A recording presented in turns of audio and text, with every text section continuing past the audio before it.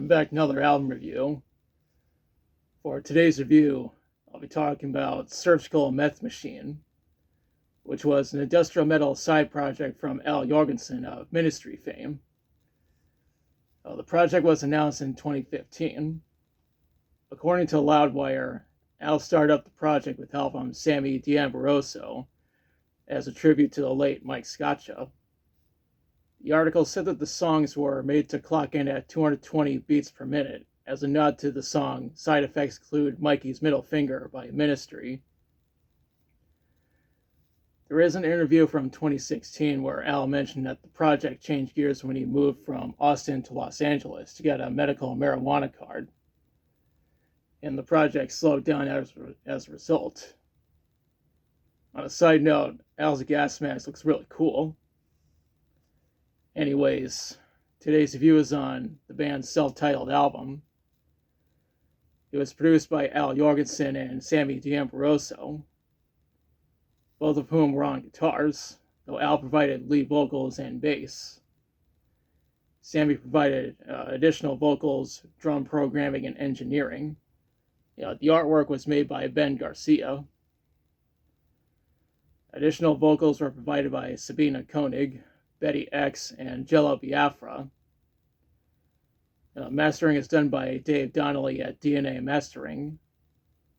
The album was released on April 15th, 2016 on Nuclear Blast Records.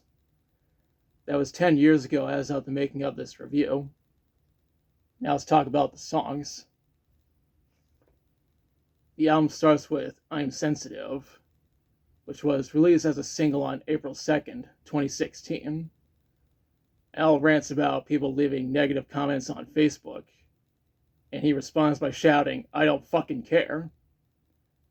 The song alone shows how fast-paced the album is. The next track is Tragic Alert, which was released as a single on February 27th, 2016. Al frequently mentions executions and people losing heads. The song could be about ISIL executing people, but I'm not 100% sure. After that is I Want More. I'm pretty sure there's a lot of people who want more from this project. Next up is Rich People Problems. Al rants about wanting rich people problems. Just like with Ministry and his other projects, he still managed to incorporate humor into the music. I like that.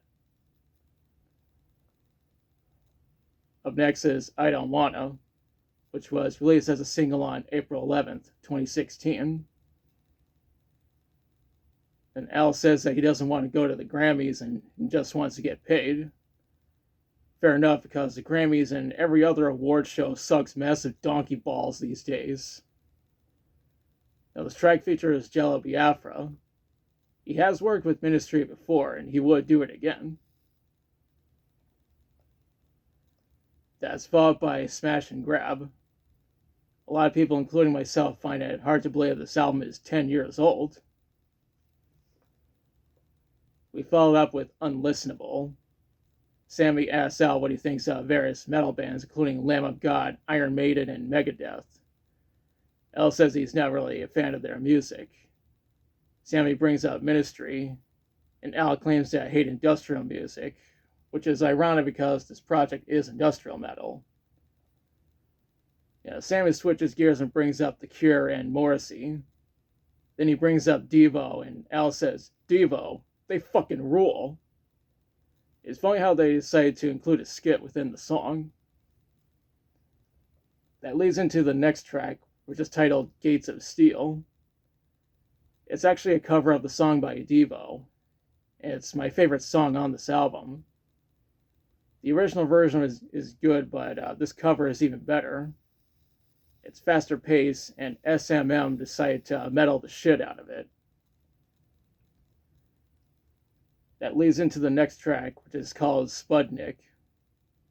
It serves as a continuation of the previous track, and includes samples from really old news reports. Right after that is Just Go Home. We're approaching the end of the album.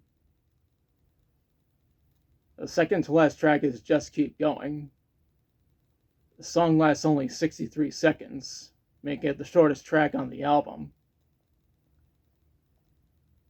The album ends with I'm Invisible. While the rest of the songs are industrial metal and speed metal, this one switches gears to psychedelic rock. The song received a music video, and there's a link in the description. The video is pretty funny. Someone commented saying that Al was pretty much left in the shadows as other industrial artists surpassed Ministry in terms of popularity. There was a news article about when Nine Inch Nails became super popular while Ministry was just left in the shadows. Al Jourgensen didn't give them any shit and joked about it while continuing to work on Ministry. Now, I can respect that. The song itself is sort of an allegory for various industrial artists surpassing Ministry in terms of popularity, and some of whom were directly influenced by Ministry. And notable examples include Nine Inch Nails, Filter, Fear Factory, Rob Zombie, and Static X. I couldn't find any information on how this album formed commercially. However, I did see that it has a 4.2 out of 5 on Discogs as of the making of this review.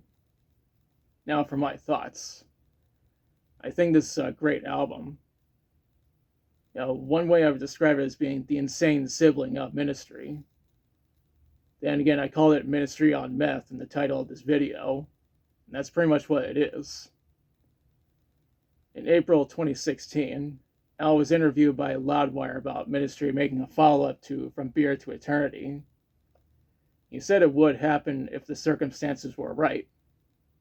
Granted, they wouldn't release a new studio album until 2018, but that's a story for another episode. As for SMM, there's no word on whether or not there will be a follow-up. The project has been inactive for the past decade. If they decide to go through with the follow-up, then I'd be all for it. This album is a decade old, and it still holds up. Overall, I highly recommend this album. And now is part where I question you. Have you listened to Surgical Meth Machine? If so, what do you think about it? What's your favorite song from it? Do you think this album will ever get a follow-up? Let me know in the comments. If you liked the video, be sure to like, share, and subscribe. Be sure to press the notification bell to notify the future videos. Thanks for watching, and Ministry Reviews will resume next time.